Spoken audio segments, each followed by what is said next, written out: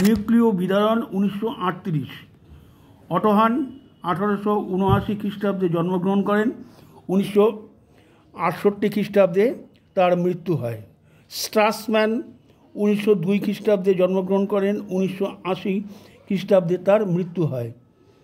ও Joliot 1900 খ্রিস্টাব্দে জন্মগ্রহণ করেন। 1956 খ্রিস্টাব্দে 1958 খ্রিস্টাব্দে তার মৃত্যু হয়।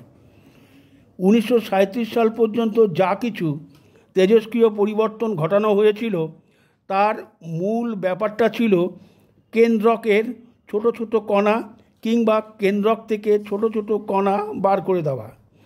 সবচেয়ে যে টুকরোটা বেরিয়ে এসেছিল সেটা হলো আলফা কণা, যাতে থাকে দুটো প্রোটিন আর দুটো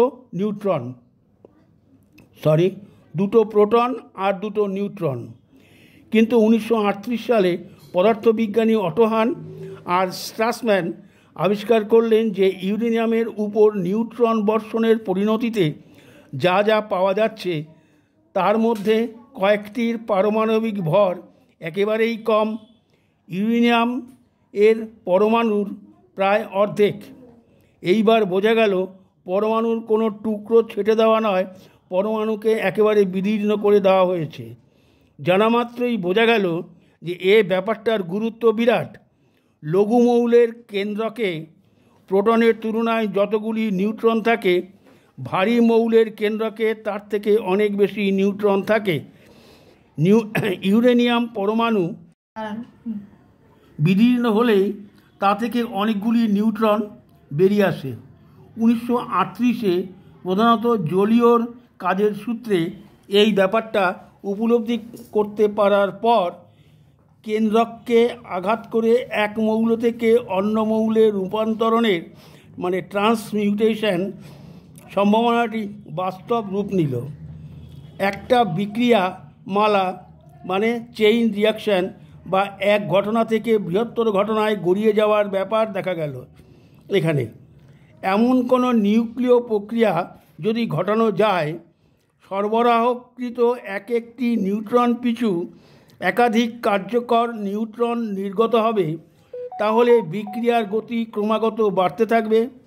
কোনো নিয়ন্ত্রণ না রাখলে তার পরিণতি হবে বিস্ফোরণ। নিয়ন্ত্রণ রাখলে তা থেকে পাওয়া যাবে শক্তি উৎপাদক চুল্লি। যদি 19 শতকের অপেক্ষাকৃত অবিক্ষুব্ধ সময়ে এই আবিষ্কার হতো, তাহলে শেষ পর্যন্ত একে ব্যবহারিক কাজেই লাগানো হতো এবং হয়তো বছর 50 পরে ক্ষমতা উৎপাদনের নতুন যান্ত্রিক প্রক্রিয়ার অঙ্গীভূত করে নেওয়া হতো। তবে একাধিক প্রণোদনার অভাব এবং প্রচলিত শক্তির উৎসের সঙ্গে সংশ্লিষ্ট কায়েমি স্বার্থ হয়তো এর উন্নতিকে অনির্দিষ্টকালের জন্য ব্যাহত হতো।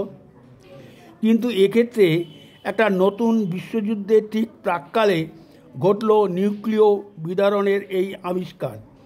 ব্রিটিশ ও মার্কিন সরকারের সৌভাগ্য, তাদের পদার্থবিদদের মধ্যে অনেকেই বিশেষত ফ্যাসিস্ট ও নাৎসিদের দ্বারা বিতাড়িত পদার্থবিদেরা এই আবিষ্কারের সামরিক গুরুত্ব সম্পর্কে যথেষ্ট সচেতন ছিলেন।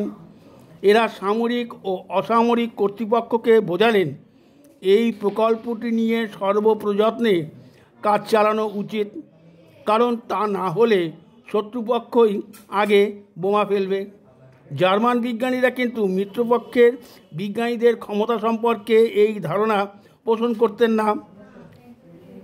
না করায় তাদের যত ক্ষতিই হোক, বিশ্বের আর সকলের লাভই হয়েছিল।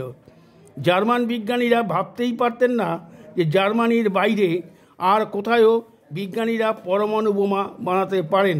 সুতরাং তারা ধীরে সুস্থেই এগোতে লাগলেন।